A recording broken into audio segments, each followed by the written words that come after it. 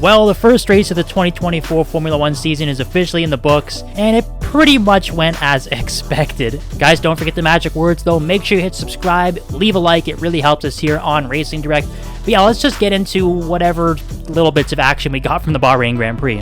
Max Verstappen, he pretty much picked up exactly where he left off the end of 2023, just racing literally off into the sunset and dusting the rest of the field. So this is pretty much what I predicted was going to happen. It's essentially the exact same story as last season. I mean, Verstappen gets the pole. Yes, Ferrari are very close in qualifying. However, the race rolls around and the race pace of Ferrari just isn't there. You just cannot match Max Verstappen and that Red Bull. So yes, full credit where it's due to Max Verstappen. He's obviously mastered that RB20 in the first race of the season, which is just scary. This means he's only going to get better most likely. But if you're looking at Sergio Perez as well, yes, he was a little further down in qualifying, but he did what Perez does usually. He climbs his way up through the field and picks up a solid 1-2 for Red Bull, and that's pretty much exactly what the team wants from him, and that's exactly what he delivered. So there's really not much to say on the Red Bull side of things. It's business as usual.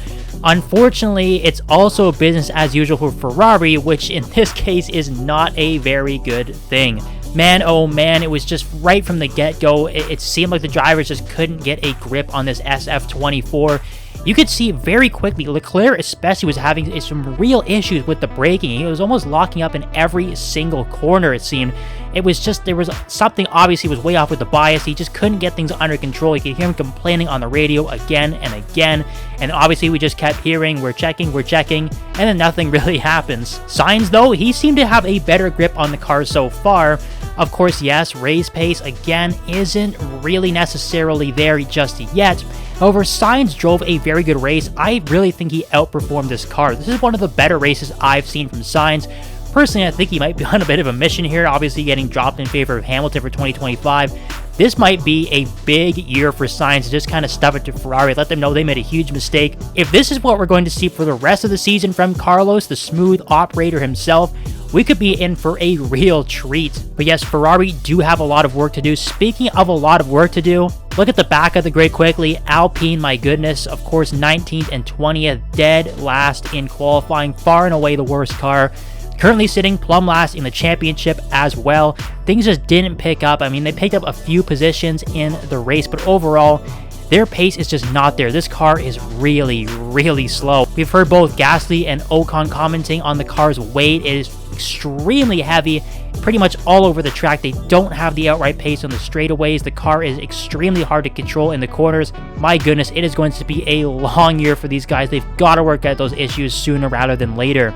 Jumping further back up the order though, Mercedes had a bit of an interesting time in Bahrain. It seems like George Russell has come to grips with the W15 much better than Lewis Hamilton so far in these early stages of the season.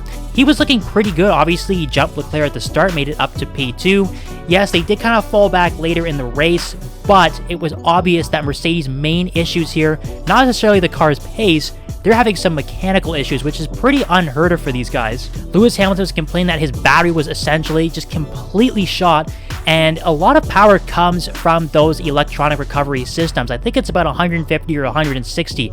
So when you're running a race with 160 horsepower down in the rest of the cars around you, it's going to be very, very tough, and it sounds like Hamilton was struggling with that problem for pretty much the entire Grand Prix. Then his teammate George Russell was on the radio complaining about overheating issues. That was around the time when he started to get jumped by the Ferraris. So in a race that really, honestly, was not very exciting, and there wasn't really too much going on up and down the grid, that's one thing that really stood out for me is Mercedes' technical problems. It was just extremely bizarre. I'm not really sure if Aston Martin were also suffering from anything. McLaren seemed to do okay. They had a very good race between Norris and Piastri, so obviously compared to last season where they finished in Bahrain, massive step forward. They could honestly be the third best team ahead of Mercedes this year if they can keep that up. But again, those mechanical issues or those technical problems with the Mercedes power plant, that is something that Mercedes, McLaren, Aston Martin, and Williams all have to be cautious of. We did see Logan Sargent pull off the track at one point. Not really 100% sure what exactly happened with his car, but knowing that the Mercedes Works team were having some mechanical problems with the battery and overheating, I would have to assume it's something to do with that Mercedes power plant, so not very good for them. I think honestly one of the most interesting things from this race though happened right at the end. That was the team orders between Tsunoda and Ricciardo at VCARB. We have our first mini bit of controversy here in the 2024 Formula 1 season. Personally, I think the first race of the season, especially when they're not really fighting for points, I would just leave team orders out of it. I did not like this call at all for Tsunoda to make way for Ricciardo to drive by. I understand he was on different strategies and had the soft tires. Maybe they thought they could have had a go at Magnussen and worked their way up to 10th to get that single point. However, it was so few laps left in the race, I don't think it was ever going to happen. Obviously, it showed, yes, Tsunoda was reluctant to let Ricciardo through at first. Maybe that hampered him a little bit, but overall, Ricciardo just didn't have the pace to get back ahead of Magnussen and Joe and get back into that final points position. And then obviously we saw a bit of a meltdown from Tsunoda. He was extremely frustrated after the race. That little dive bomb he put on Daniel Ricciardo was just really bizarre. Clearly the emotions get the better of him. However, I really understand why he was frustrated. I think it was a silly decision on VCARB's part.